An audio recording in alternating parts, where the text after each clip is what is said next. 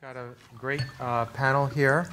So let me turn it immediately to you in the audience, and hopefully you have some questions, and if not, I'll exercise my role as moderator and try to stimulate the discussion. But please, I'm sure you have some discussions for the panelists.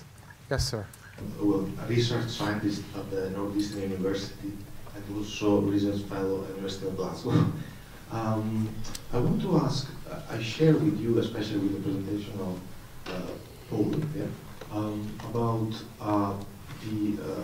this set of collection of compounds that can be easily tested to for pharmaceutical companies that work in this field.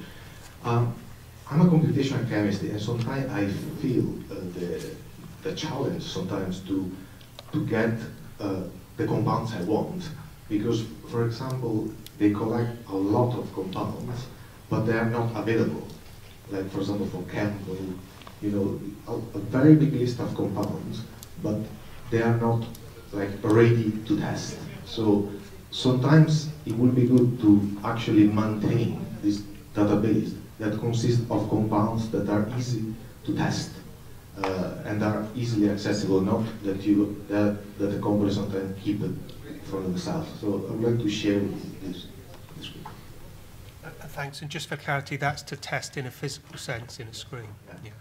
I mean, that's something we could look at it. It's actually quite difficult because it's a dynamically changing situation that, you know, compounds are commercially available, then the stocks have run out. So it's something that we find a challenge, but thanks for the feedback. We'll see what we can do. Thank you. Please go ahead, John. A tiny comment from the Kemble end. So there's another resource behind Kemble called Unichem, which contains about 100 million structures, about 80 million. And a large number of those are accessible, so it's easy to do mapping of available to Kemble. You can actually filter Kemble for compounds that you can physically order. It's about 8–10% of everything in Kemble you can get hands off. But the devil's in the detail. You've got things like salts, stereoisomers, all sorts of things. But yeah, I think it's an important point. Yeah, the other thing we've started to do is, I guess, think about the classifying sets of compounds as to whether they're available, whether they're approved, whether they're reasonably synthesizable, and so forth, or real just prophetic virtual compounds. In the case of GSK, all the compounds for which we release data, we make them physically available. So, straight and simple. Thank you.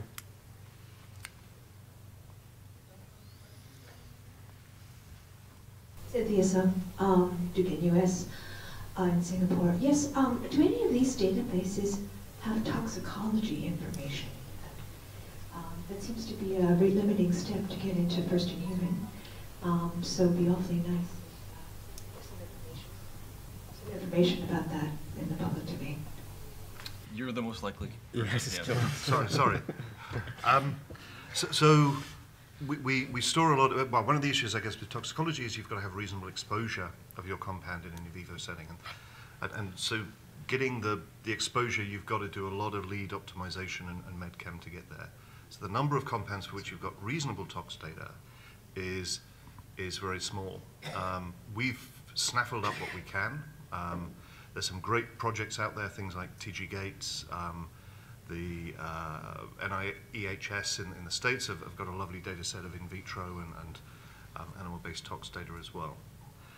So there's less there. I think it's very valuable. I think one of the other data sources that would be that's cryptic or locked away at the moment is a lot of the regulatory submissions of matters of public fact.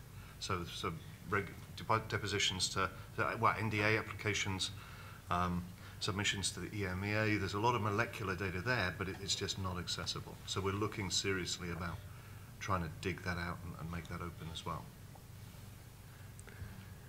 And let me add to that. I would say one of the things that's interesting about the day, and certainly the presentations that we heard after lunch, is the wide range of models that are being developed depending on the type of institution and what aspect of the problem we're trying to address.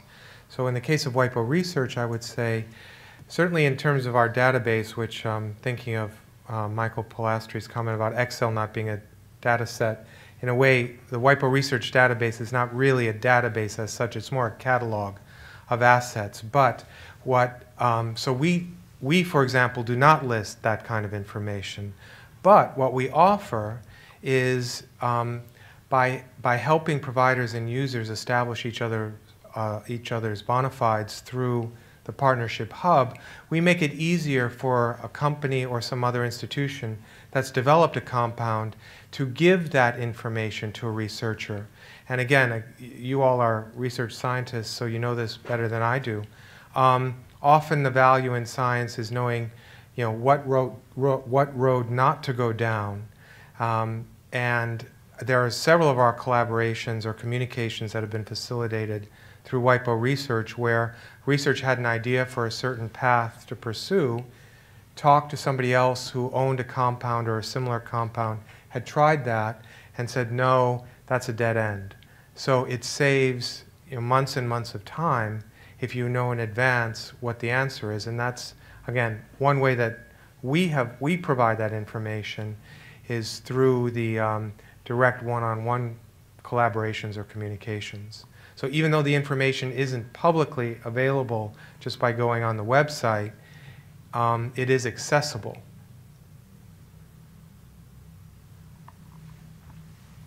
Okay.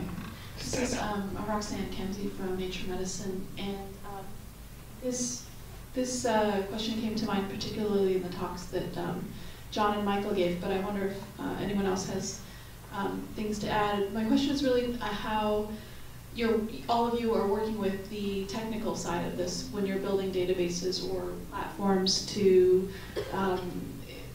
facilitate these collaborations and sharing of data. And I was just curious to know what kind of challenges you might encounter in that kind of technical aspect of these things that you're building.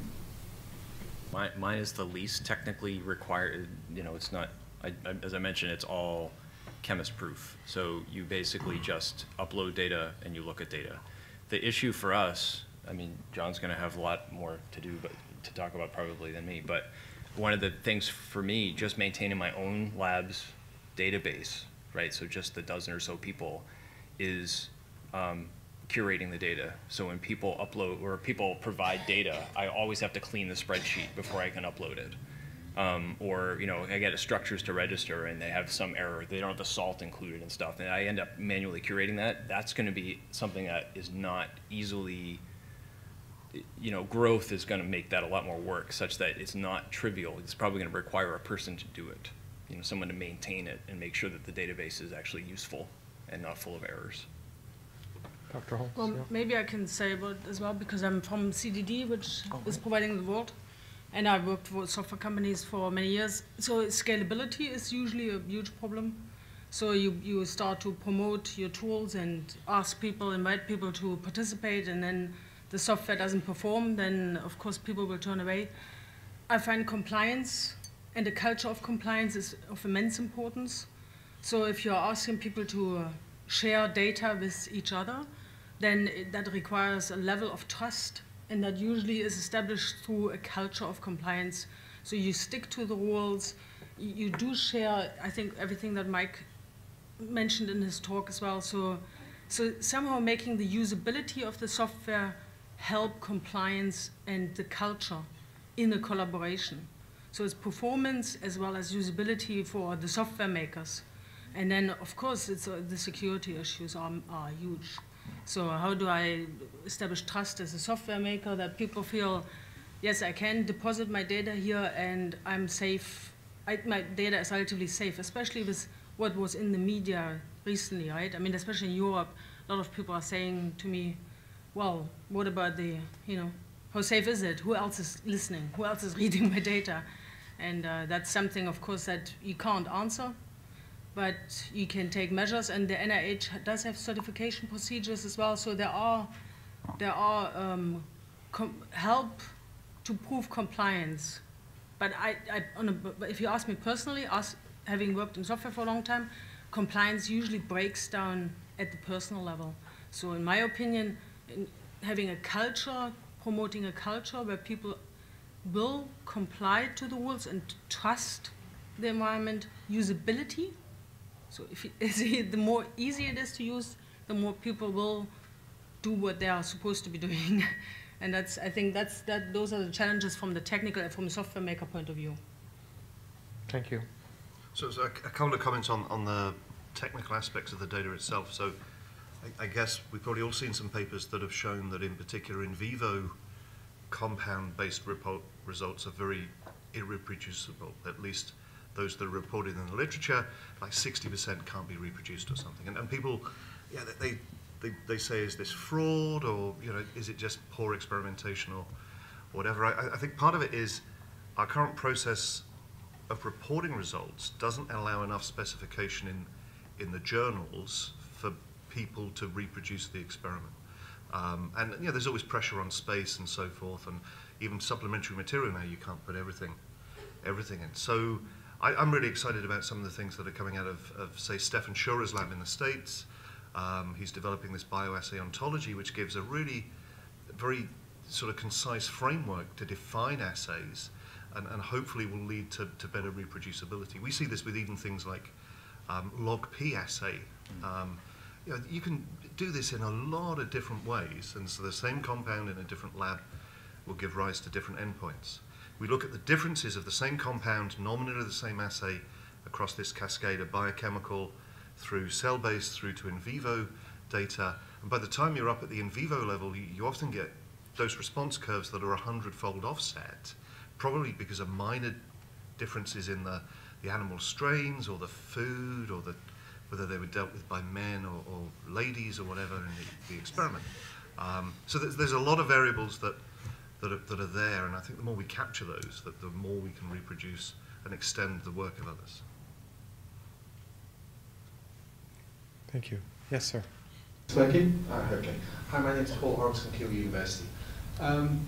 Something that struck me when I was listening to today's presentation is about 15 years ago I was heavily involved in the Malaria Genome Project, and we were facing the same sort of questions. How do we share and use the information we have? And so, we've gone into the bio.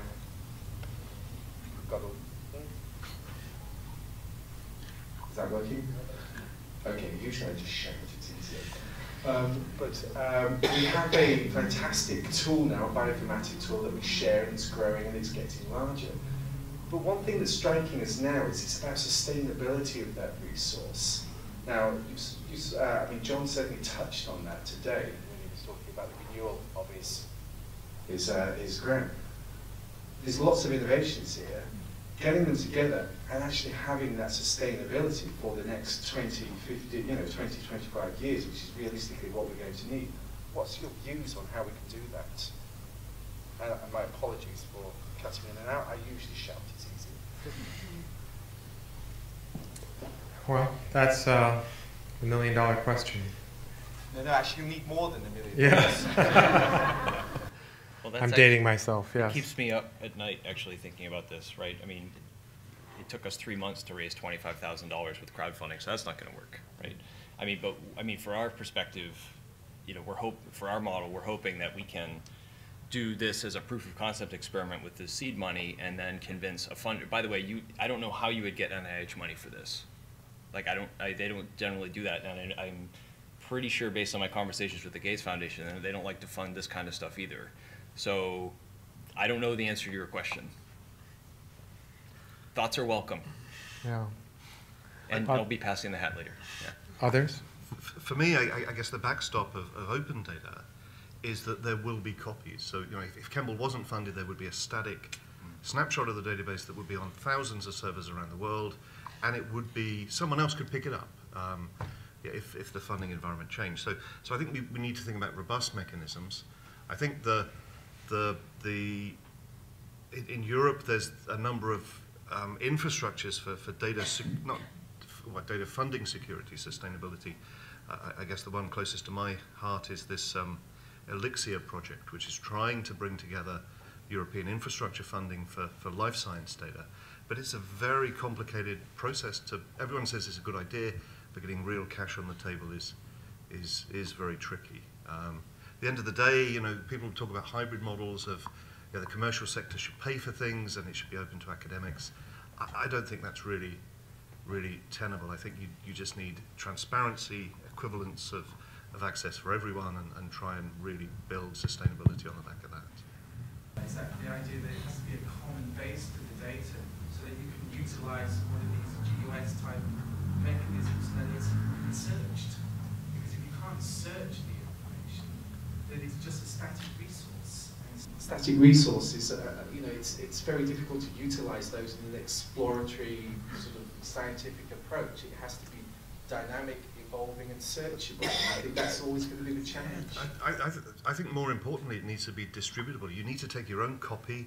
You need to be able to integrate your own data against it without restriction, and so forth. And I think the aspiration of building, you know, a big monolithic system that does everything perfectly is just not sustainable. You know, for Kemble, we love the data. We put an interface on it, but the interface isn't going to be to support compound optimization or whatever. It's going to be serving the data to people who know how to use it better than we do.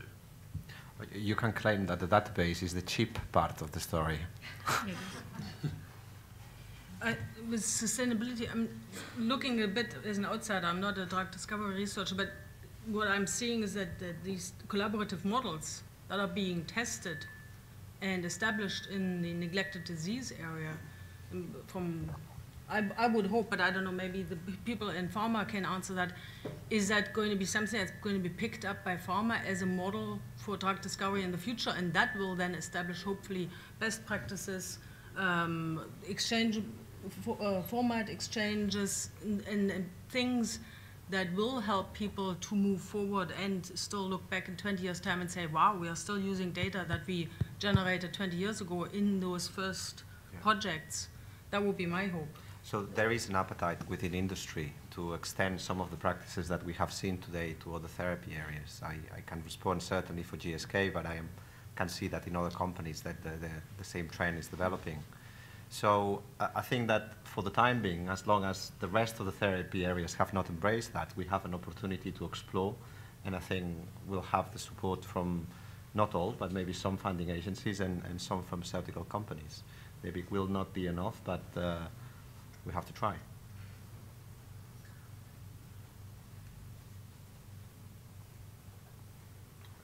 Thank you. Other questions and comments? Hello, I'm Jean-Yves Trosset from Sub Biotech in Paris.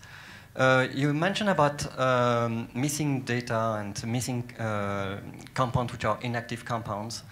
Is there any effort to collect like inactive to make a star, at least to be able to do repurposing studies and much easily? I mean, well, so I mean, the biggest data repository that has this, Kemble has this to some extent, no? PubChem does, right? So all the high-throughput screening data that got screened at the NIH screening centers, for example, all those negative data there.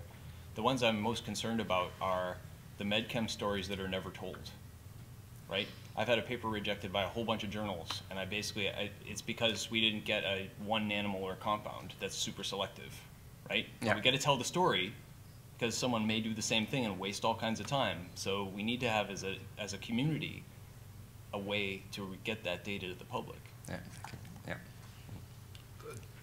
I feel embarrassed pushing GSK's name again. It sounds like we're best friends or something, but we're not. We hate each other, really. It's not true. One of the things that's good is the literature doesn't allow the reporting of a bunch of, JMed Chem or whatever, BMCL, whatever the journal, wouldn't allow the reporting of a whole bunch of boring inactives. So GSK have committed as part of this Open Facts project to, on some of their SAR disclosures of some of the lead series, to report a larger set of compounds of the bioactivity directly deposited into Kemble, and you can see in some of the supplementary data sets that we have this. So typically in a paper you'd get 20 or 30 active compounds that tell a bit of a contrived story between the lead and the clinical candidate. And that's nice, it makes sense. But what you really want to know is these inactives and some of the side tracks that weren't explored and have the data for those. And I think it would be great if more companies did that, and certainly within Europe and in in some of these, in particular these IMI projects, there is now this appetite to share some of this extra shell of contextual data around the key scientific breakthroughs. Because I do understand that companies might not want to share all their data, but at least to have a rule like in the SGC, they make a rule like we can establish similar rules. For example, at least 1% of inactives should be published together with a list of actives. Or there are 1%, at least few compounds. I love that idea. Yeah. But I think it's actually very difficult at times to define what is active, and then what is your so an assay dynamic range often isn't very large. A lot of assays have only really got, say, 10 to the 2 potency range, unless you really work on your assay optimization. So what would be an inactive compound? True, is it 10 true. micromolar, 100, 4 millimolar? It's difficult. It's not as simple as it first appears. And I think in fairness, if you consider the average farmer is running tens or hundreds of high throughput screens a year, 1% plus 1% quite plus quickly 1%. their IP's gone. So I think we have to live with that. I think it's a really interesting point, and it might be worth commenting as well. The Royal Society of Chemistry, for example, I know are working at initiatives with micro-publishing, where perhaps you don't have the data set for full paper, but those smaller sets of active, inactive, you could get out quickly. I mean, Ali from the RSC is in the fourth row. I don't know if you want to add anything, Ali? Well, I just to comment that the Royal Society of Chemistry is supporting micro-publication and as well the publications of negative data. And I think that we understand that there is a lot of information that is needed and is required by the community, not only in the neglected diseases area, but in all areas. So this is something that we are really active now. I mean, it makes a lot of sense, right? You don't want people to just send data that's just bad, right? It needs to be scientifically robust and controlled. I mean, it has to be good data. It's just the compound didn't work in your hypothesis, right? There's got to be a null hypothesis way, some way to publish null hypotheses. Fascinating. All right. Well, thank you very much. Thanks to our very distinguished panel. It was a very informative afternoon. Thank you for your time. Thank you for your attention.